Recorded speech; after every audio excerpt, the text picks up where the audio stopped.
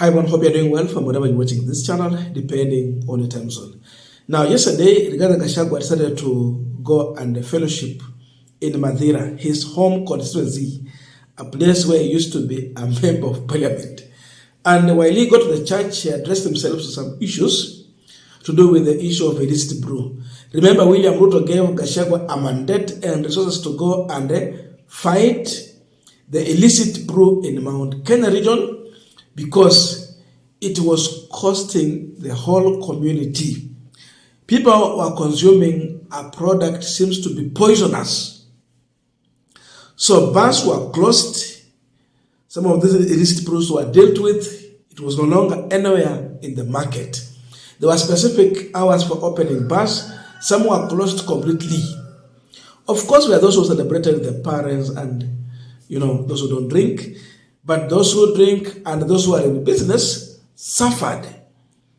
So with all that, there was a win and a lose at the same time.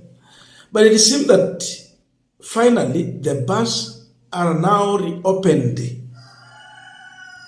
Gachagua is putting a blame on the Interior Ministry that the war against illicit brew is now being sabotaged by those from Interior.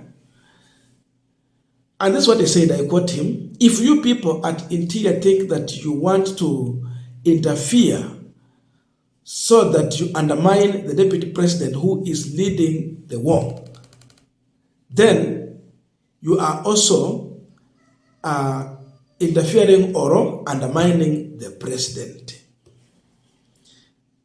We have the presidency. It comprises of the president and the deputy president. So a win for Gachagua, a win for Ruto. I don't know how true is that.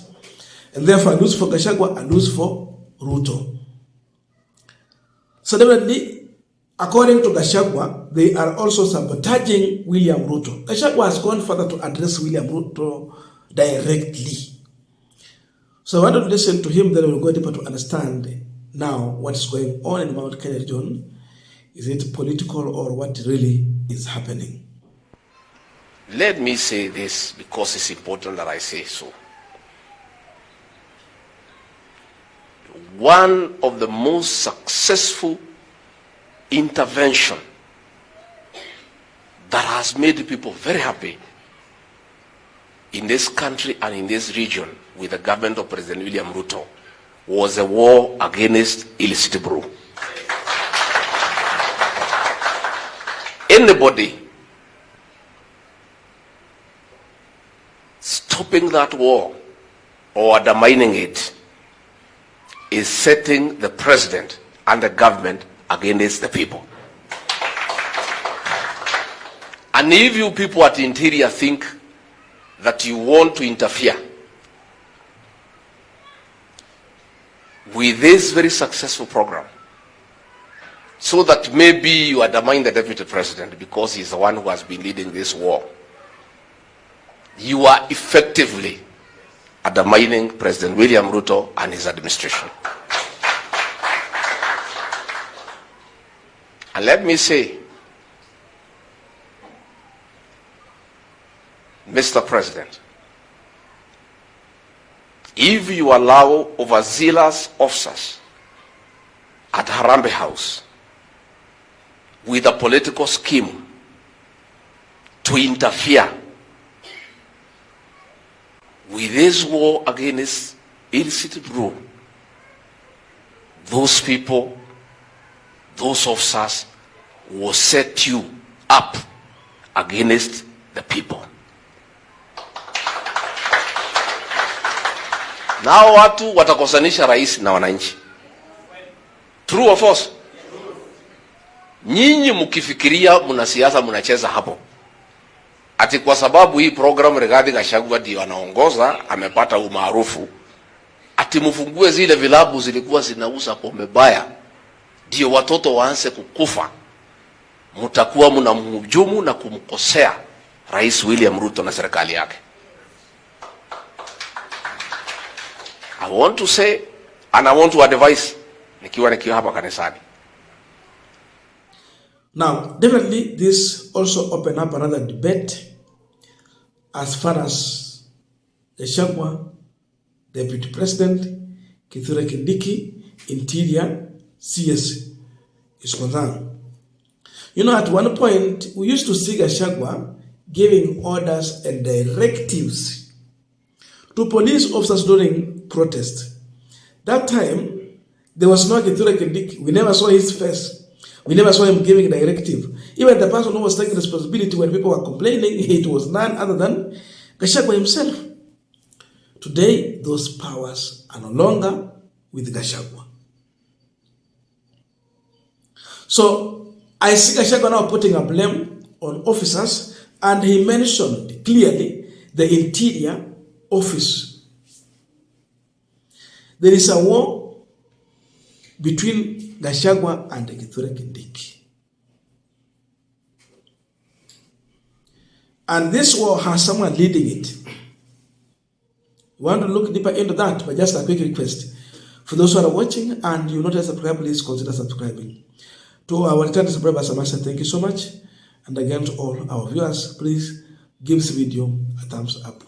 Thank you so much. And back to our discussion. First, Gachagua has talked about being undermined. That if you undermine me because you see I'm winning this war, it means I'm becoming popular because of this war. Then you are effectively undermining Ruto. But now, to understand the person behind this and the person of Gachagua is addressing, because in my view, I believe there are two people, Kithure Kindiki and William Ruto. To justify this, Gachagua talked to the president directly. That's what he's saying, that Mr. President, if you allow the overzealous officers at Harambee with a political scheme to interfere with the war on illicit brew, then those officers will set you up against the people. First place, the interior officers. Second place, he's addressing Ruto directly. So Gachagua knows the man who is fighting him. It is not Kithure Kindiki. And if it is Kithure Kindiki, then he is just implementing someone's plan. The man who is undermining Gachagua is none other than his boss, William Samoei Ruto. So even in his statement, you get it. He addressed William Ruto and warned him against the officers who are overzealous, to do with the issue of politics. So the war is directed at the doorstep of one William Samoei Ruto.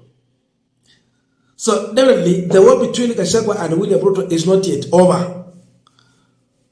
From choppers now to responsibilities of mambo ya vita za pombe. Soon we don't know what Gachagua will tell William Ruto about the issue of coffee and tea and milk. Because Ruto also gave him an opportunity to form a committee to deal with the issues of coffee, tea and milk. Sijui ataambia Ruto sasa kuja ukunywe hiyo chai, kahawa na maziwa yako mwenyewe, because now he is addressing Ruto directly. The war between these two people is serious, it is real, and it is here. Gachagua said that he is a truthful man. Indeed, he is coming out so combative to directly address these individuals. This tells you that both Ruto, sorry for that, now we don't have electricity. Yeah guys, power blackout, but we have to continue. So definitely, this war is huge. It is not about Kithure Kindiki. It is about Gachagua and his boss. So Gachagua has been sidelined,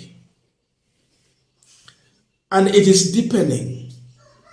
Ruto is now using junior officers to undermine his deputy. So if Gachagua is not aware that he has been chased, he just needs to look at the signs. The writing is on the wall in capital letters. He is an unwanted person, a needed man in this administration of William Samoei Ruto.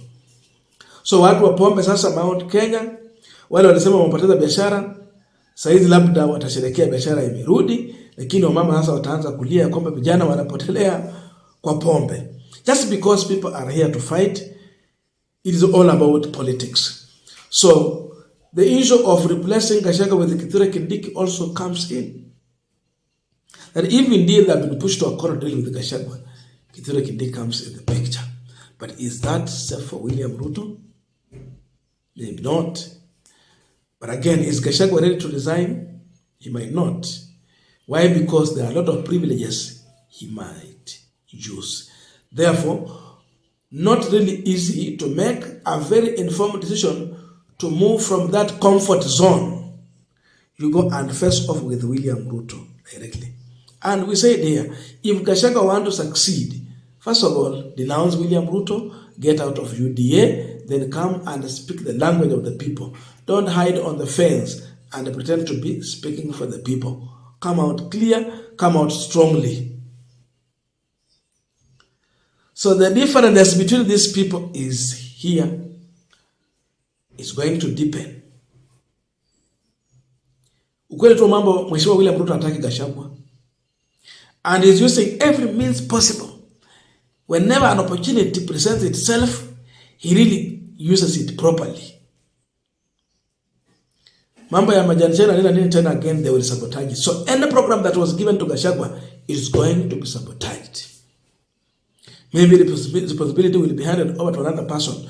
Soon, after the bars have been opened and are doing well, you will see now Kithure Kindiki taking the mandate to lead the war on this issue of alcoholism. As itakuwa the first itakuwa ni Kithure Kindiki, not Gachagua. Hiyo sekta ya kahawa majani nini? You will hear it now, it is the CS for agriculture. Because I was wondering, why Gachagua when we have CS for agriculture? Huyu mtu mwenye alikuwa anatuzia mchanga, akisema ni mbolea. Mithika ni mturi.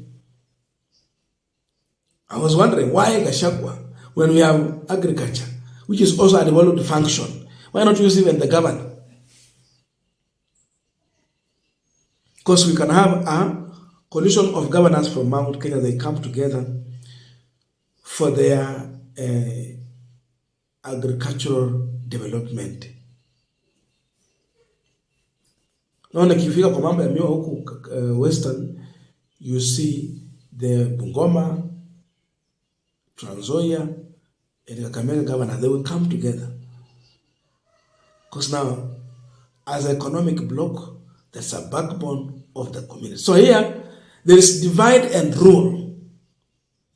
Ruto does not want Gachagua to unite anyone in Mount Kenya. Make a war between Gachagua and Kithure Kindiki, let them fight, then you rule them. Na watapiganishwa. Hii vita itaisha saa hizi, watapiganishwa tu mpaka mwisho. I don't know your views, but let us put in the comment section to continue this discussion. Thank you so much and see you in our next video.